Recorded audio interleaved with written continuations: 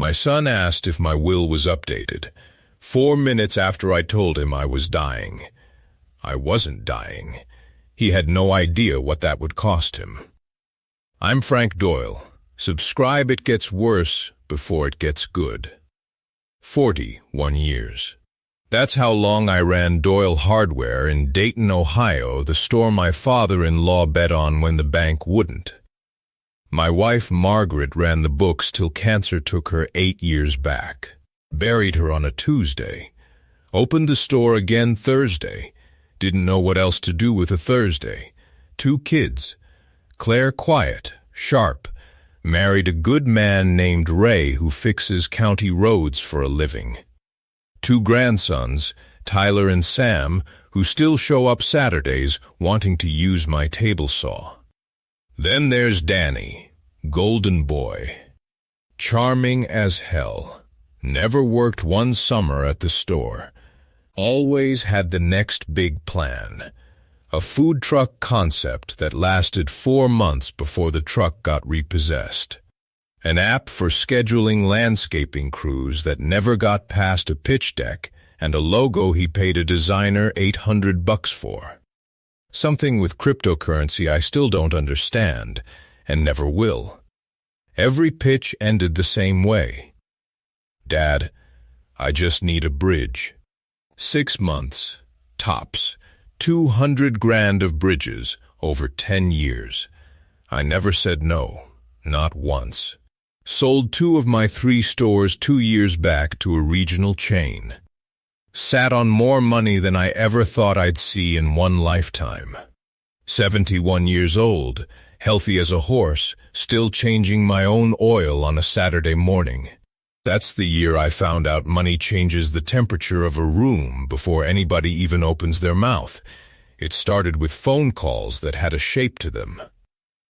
You eating right, Dad? You go to your cardiologist appointment? 60 seconds of that. Then, so the Route 4 property. You thought about what happens to it long term? His wife Vanessa started bringing a leather portfolio to Sunday dinners. Not a purse, a portfolio, the kind lawyers carry. One night, over pie, she set it right on the table between the plates. Frank, I know a few estate attorneys, if you ever want a second opinion on your paperwork. Things get so messy when the business and the family estate aren't clearly separated. Nobody asked her opinion. She gave it anyway. Claire never once brought up money. Just showed up. 40 minutes each way with a casserole I told her 15 times I didn't need. Her boys still wanted to fix things in my garage some Saturdays. No reason. Just because that's what we did. One Sunday, Danny brought up the store almost too casually, right in front of Claire and the boys. You know, Dad, a lot of guys your age are putting the business in a living trust now avoids probate delays entirely. I could set up a meeting with someone if you want. Claire didn't say a word, just got up and started clearing plates like the conversation hadn't happened. Later, in the kitchen, she said quietly, "You don't have to decide anything right now, Dad, whenever you're ready." That was the whole difference between my 2 kids, sitting in one sentence each. Then one Tuesday in March, I stopped by Danny's to drop off a chainsaw part he'd asked to borrow. Door was cracked, old habit. My son's house. Why knock?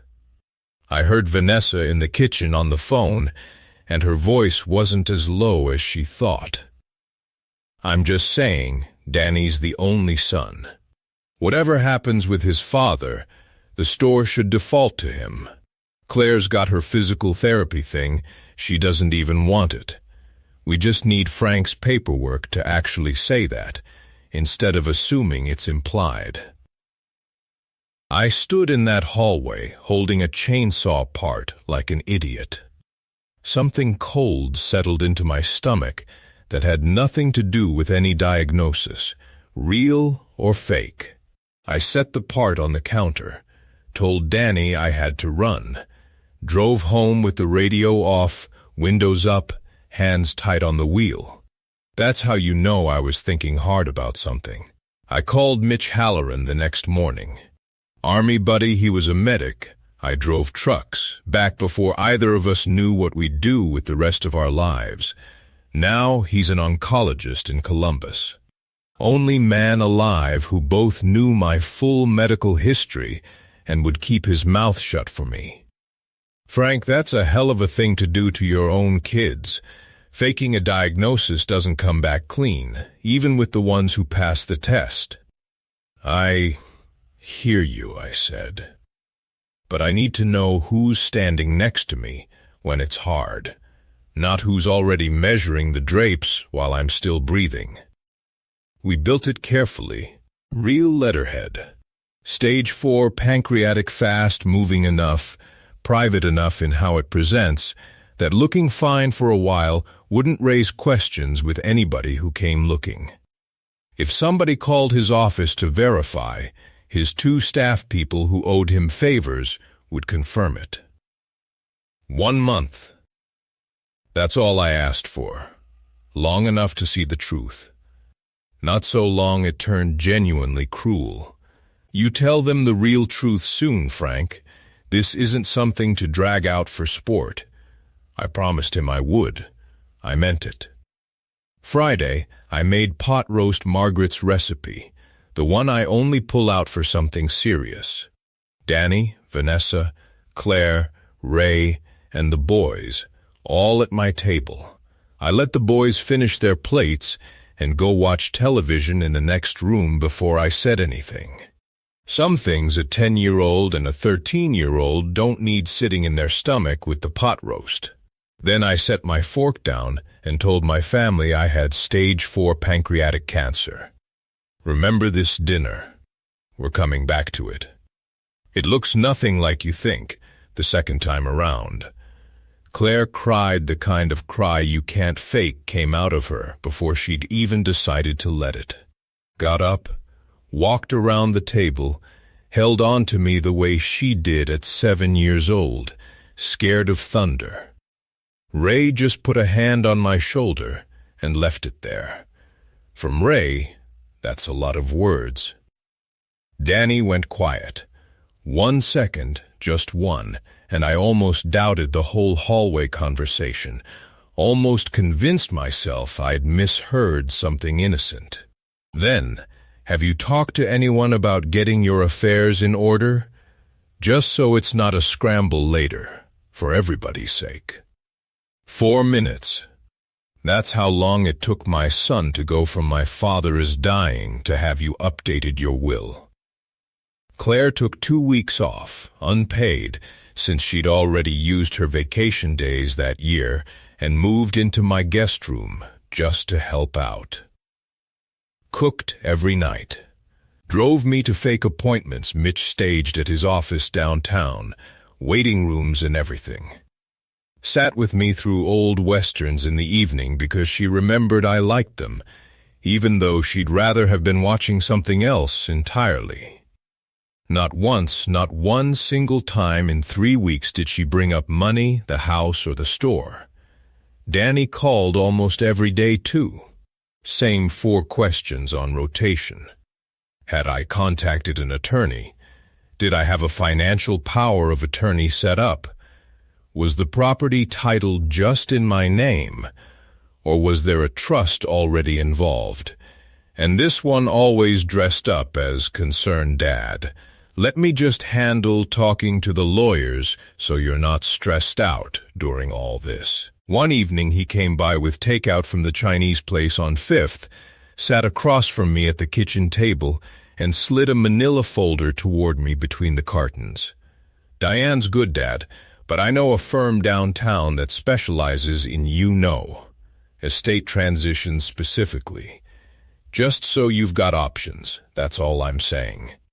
I told him I already had a lawyer working on everything. He nodded, said sure, but his eyes stayed on that folder a beat too long before he finally slid it back into his bag. Then came the Tuesday that changed everything. Danny asked me to come by while Vanessa was supposedly at her sister's for the afternoon. A delivery truck was blocking his driveway, so I parked around the corner and walked up just as Danny was standing in his open garage. Phone to his ear, not knowing I was close enough to hear every word of it. "Kyle, I hear you, but I need the capital now, not in 6 months. My dad's sick. Realistically, we're talking months before there's a real inheritance, not years. The store property alone is worth 800 grand, plus whatever he's got sitting in investments. I just need you to hold that restaurant space for me until probate clears. I can put 15% down right now from what I've already got saved, and the rest comes through once things are settled with my father." 71 years old, standing on my own son's sidewalk, listening to him discuss my death like a line item on a loan application. A restaurant space he wanted locked in, using money from a father he genuinely believed had 4 months left to live, while I was standing 20 feet away. Alive, I didn't go inside.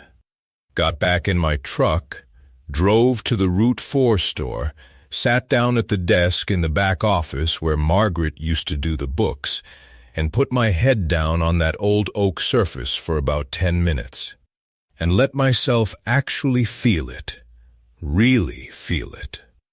Then I picked my head back up, because feeling sorry for yourself doesn't fix a single thing. I started making calls. Here's something 41 years in business teaches a man. You don't win a fight by getting louder. You win by being 3 steps ahead while everyone else still thinks you're standing still. First, call my attorney, Diane Kowalczyk, who'd handled Doyle Hardware's paperwork for 15 years. The store and the Route 4 property, along with the bulk of my investments, into an irrevocable trust benefiting Claire, structured so it could never be touched by any future divorce, any bad business deal, any decision that wasn't hers alone to make. College funds locked away for Tyler and Sam, untouchable, regardless of what happened to anybody else down the line. For Danny, not nothing. I raised him. Somewhere under all that greed, there's still a person worth something, whether or not he deserved my faith in that moment. So instead of a lump sum he could pour into a restaurant deal with a man I'd never even met, I set up a modest trust of his own distributions released annually, contingent on him holding steady employment and staying reasonably out of debt. A safety net. Not a jackpot he could burn through in 18 months chasing whatever came next. Second, call Mitch to set an end date. 1 more week. 1 more test. The real one this time. No camera involved yet. Just an honest dinner to see if anything had shifted. Third call mattered most of all. Ray, the son-in-law, everybody in this family quietly underestimated the same way they overestimated Danny. I asked him to help me set up a discreet, fully legal recording device in my own dining room, and I told him exactly why I wanted it there. "Frank, you're talking about recording your own kids to see what they say when they think nobody's listening. I'm talking about giving them 1 more dinner to be honest with me," I said. "If they've got nothing to hide, it won't matter 1 bit. And Ray, I need you not to say a word of this to Claire.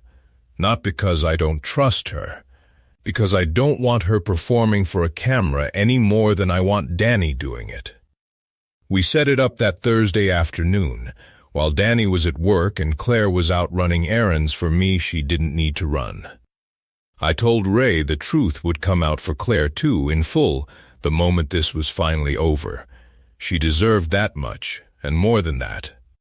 Final dinner. Set for Sunday. Same table. Same good china we only brought out twice a year. Pot roast, Margaret's recipe, one more time. Danny came alone. Vanessa had a work thing, which even at the time felt like a convenient way to stay clear of a room her own hallway comment might come looking for her in. He hugged me tighter than usual at the door. "Big news tonight, Dad?" His eyes flicked, just for half a second, to a leather portfolio he'd brought and set down on the side table himself. Hers usually, not tonight. Claire and Ray came in with the boys a few minutes later.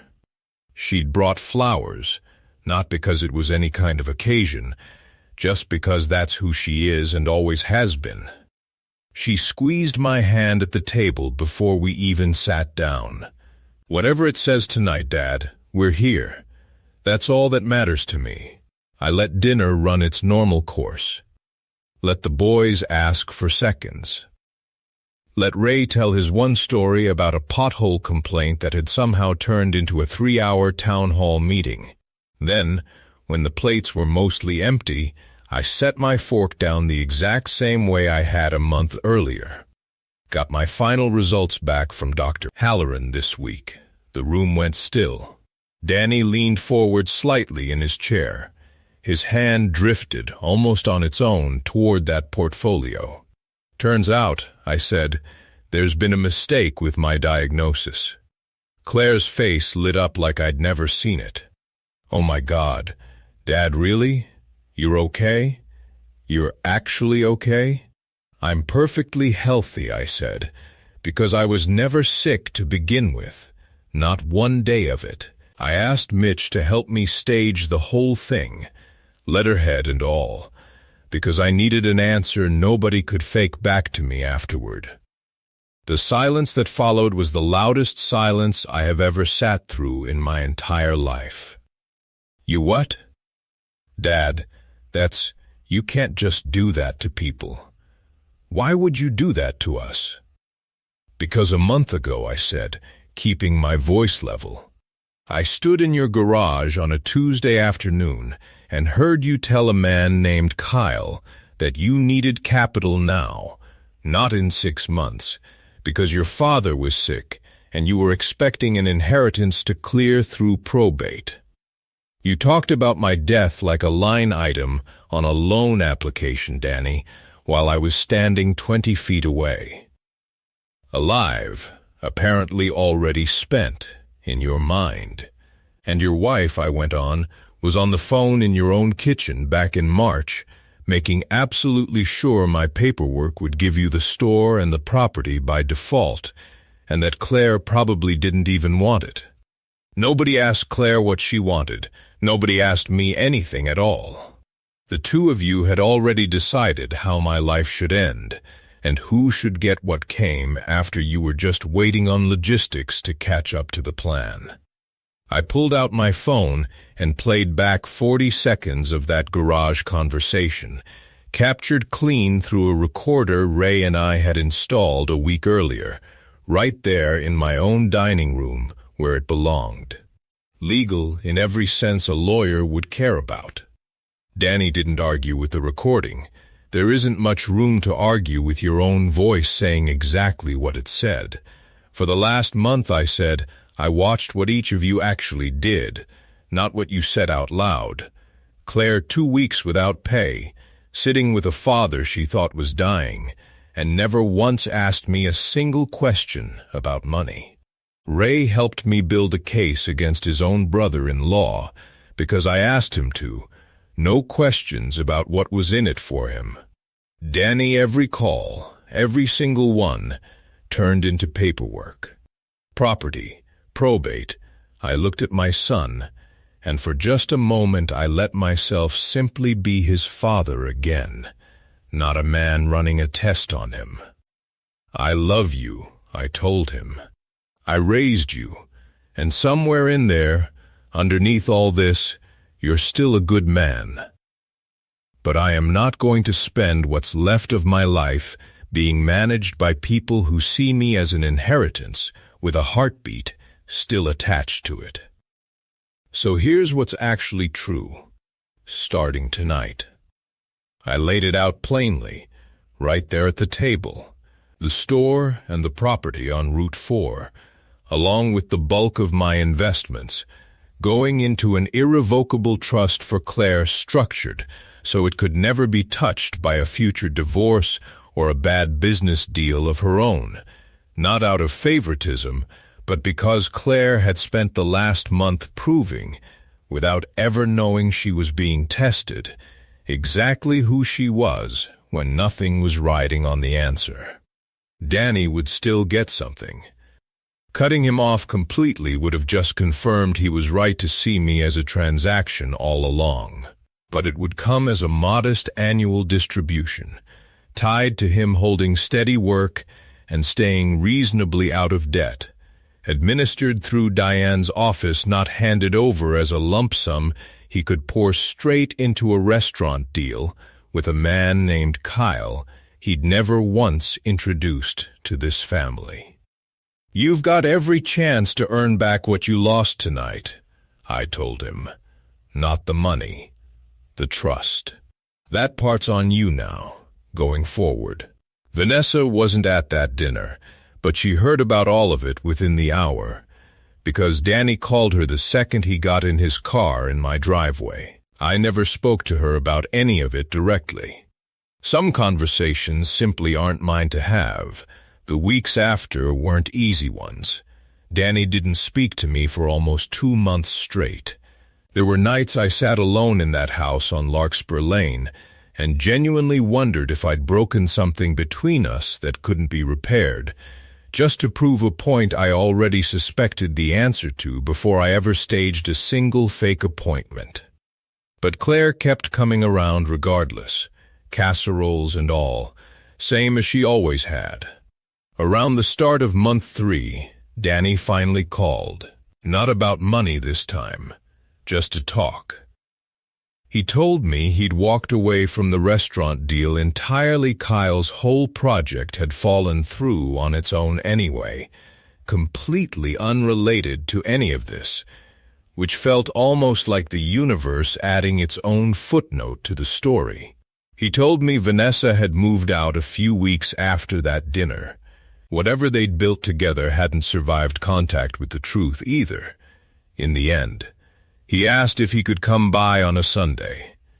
I told him yes. He showed up with nothing in his hands but himself, no portfolio, no pitch, no folder sliding across a table, just a man trying to figure out how to be a son again instead of a beneficiary waiting on paperwork. We didn't fix everything in one single Sunday together. We're still not all the way fixed, if I'm being honest with you, but it's Sundays now, most weeks. And that's a great deal more than I had before any of this started.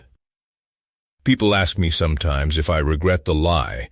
I tell them the truth. I regret that it was ever necessary in the first place. I don't regret finding out what I found out. Because here's what 41 years building something out of nothing, and 8 years learning to live alone in a house that used to be full, finally taught me: money doesn't reveal character. Crisis does. And if you've ever wondered who in your life would truly show up for you with nothing left to give them in return, sometimes the only way to know for certain is to stop giving. Just for a little while, and watch very, very closely who actually stays. My daughter stayed. My son is still learning how. And me, I'm still here, healthier than that fake diagnosis ever claimed I'd be, sitting in a house with good china I don't need a single occasion to bring out anymore. If this story meant something to you, do me a favor, hit that like button. Drop a comment telling me exactly what you'd have done in my shoes, and subscribe if you haven't already, because there's a lot more of these stories still coming. Take care of the people who actually show up for you. And pay close attention to the ones who only ever show up for what you're going to leave behind.